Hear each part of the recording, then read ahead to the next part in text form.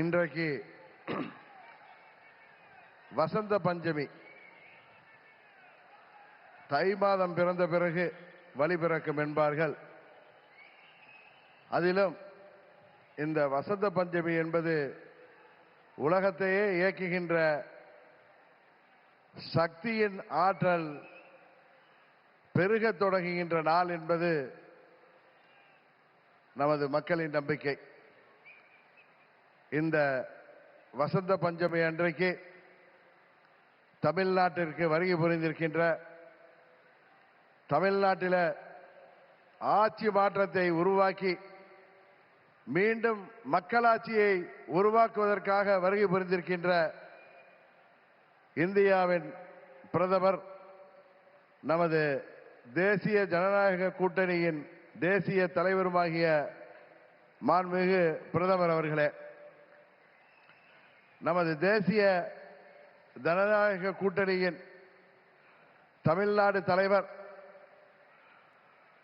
அனைத்திந்திய அண்ணா திராவிட முன்னேற்ற கழகத்தின் பொதுச் செயலாளர்,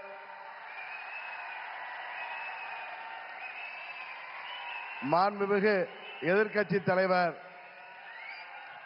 பெரும் மதிப்பிற்குரிய திரு எடப்பாடி கே பழனிசாமி அவர்களே,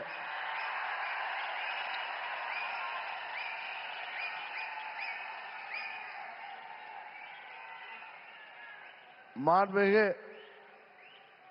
மத்திய அமைச்சர் பியூஷ் கோயல் அவர்களே,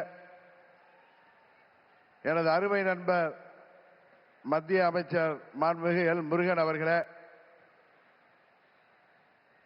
தமிழ்நாடு பாரதிய ஜனதா கட்சியின் தலைவர் எனது அருமை சகோதரர் நயினார் நாகேந்திரன் அவர்களே, பாட்டாளி மக்கள் கட்சியின் தலைவரும்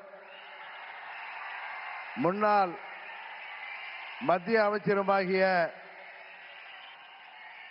டாக்டர் திரு அன்புமணி ராமதாஸ் அவர்களே,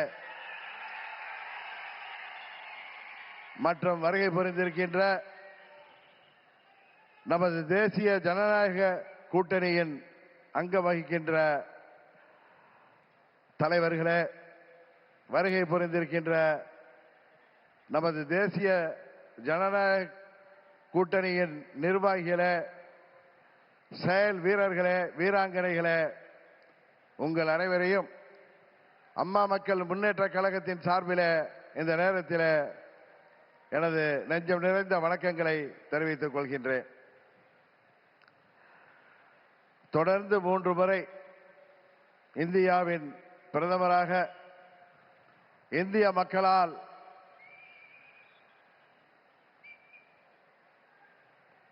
ஏற்றுக்கொண்டு இந்தியாவை உலக அரங்கிலே ஒரு சிறந்த இடத்திற்கு உயர்த்தி கொண்டிருக்கின்ற பாரத பிரதமர் அவர்கள் தமிழ்நாட்டிலே நடைபெற்றுக் கொண்டிருக்கின்ற இந்த மக்கள் விரோத குடும்ப ஆட்சியை முடிவுக்கு கொண்டு வர வேண்டும் என்கிற ஒரே நோக்கத்தோடு அம்மா மக்கள் முன்னேற்ற கழகம் இந்த கூட்டணியிலே வர வேண்டும் என்று அவர்கள் விரும்பினார்கள்.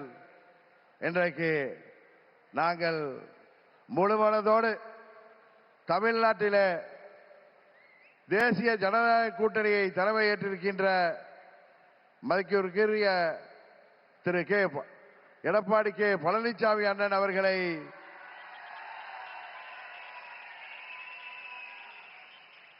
முழுமனதோடு ஏற்றுக்கொண்டு வந்திருக்கிறோம்.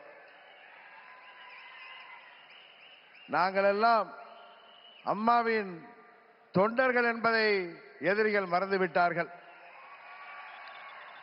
புரட்சி தலைவர் வழிவந்தவர்கள், இதய தெய்வம் அம்மாவின் தொண்டர்கள் நாங்கள். எங்களுக்குள் சண்டை சச்சரவுகள் இருந்தது உண்மைதான்.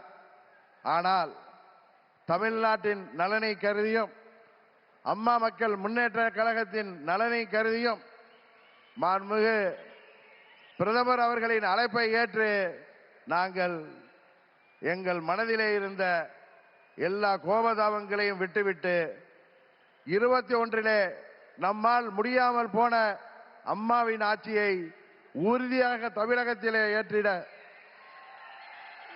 உருவாக்கிட எந்த ஒரு மனமாச்சரியமும் இன்றி, எந்த ஒரு தயக்கமும் இன்றி, எந்த ஒரு குழப்பமும் இன்றி, சில பேர் சொல்கிற போல எந்த ஒரு அழுத்தமும் இன்றி அம்மா மக்கள் முன்னேற்ற கழகம் இந்த கூட்டணியிலே எங்களை இணைத்துக் கொண்டிருக்கின்றோம். இந்த கூட்டணியின் வெற்றிக்காக அம்மா மக்கள் முன்னேற்ற கழகத்தின் ஒவ்வொரு தொண்டரும் தமிழ்நாடு முழுவதும் அயராது பாடுபடுவான் என்கிற உறுதியை மாண்புமிகு பிரதமர் அவர்களுக்கும் எதிர்க்கட்சி தலைவர் மாண்புமிகு எடப்பாடி பழனிசாமி அவர்களுக்கும் இந்த நேரத்திலே நான் சொல்லிக் கொள்கிறேன்.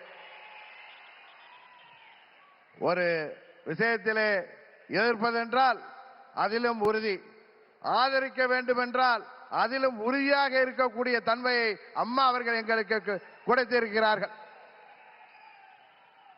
ஒரே குடும்பத்தைச் சேர்ந்தவர்கள், பங்காளிகளாக இருந்தவர்கள் நாங்கள் எங்களுக்குள் இருந்த சண்டையால் பிரிந்து இருந்தோம் என்பது உண்மை.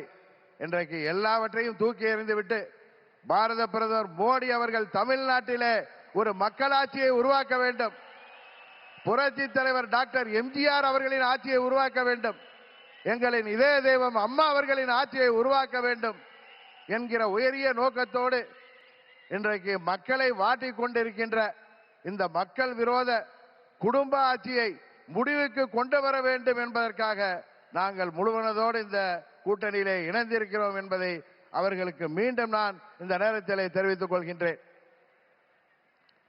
இன்றைக்கு தமிழ்நாடே ஒரு கொலை நாடாக, கொள்ளை நாடாக மாறி கிடக்கிறது. பத்திரிகைகளையும் ஊடகங்களையும் பார்த்தால் எங்கு பார்த்தாலும் கொலை, கொள்ளை, பெண்களுக்கு பாதுகாப்பு இல்லை, போதை மருந்து பழக்கம், போதை மருந்துக்கு ஒரு ஹப்பாகவே தமிழ்நாடு மாறி இருக்கிறது என்பது வேதனைக்கு உரியது. இன்றைக்கு அனைத்து தரப்பு மக்களும், அவர்கள் விவசாயிகளாக இருக்கட்டும், அரசு ஊழியர்களாக இருக்கட்டும், ஆசிரியர்களாக இருக்கட்டும், மருத்துவர்களாக இருக்கட்டும், செவிலியர்களாக இருக்கட்டும், ஏன் மாற்றுத்திறனாளிகள் கூட இன்றைக்கு போராடுகின்ற நிலையில இந்த மக்கள் விரோத ஆட்சி ஏற்படுத்தி இருக்கிறது. இங்கே மக்கள் எல்லாம் வருத்தத்தில் இருக்கிறார்கள். ஆனால் திரு ஸ்டாலின் அவர்கள் தனது மகன் உதயநிதி ஸ்டாலினை முதல்வராக்க துடித்துக் கொண்டிருக்கிறார். அதை, அந்த குடும்ப ஆட்சியை உறுதியாக நாம் முறியடிப்போம். தமிழ்நாட்டிலே மீண்டும் மக்களாட்சியை, புரட்சி தலைவர் ஆட்சியை, அம்மா அவர்களின் ஆட்சியை உறுதியாக உருவாக்குவோம் என்று கூறி வாய்ப்புக்கு நன்றி சொல்லி விடைபெறுகிறேன். நன்றி, வணக்கம்.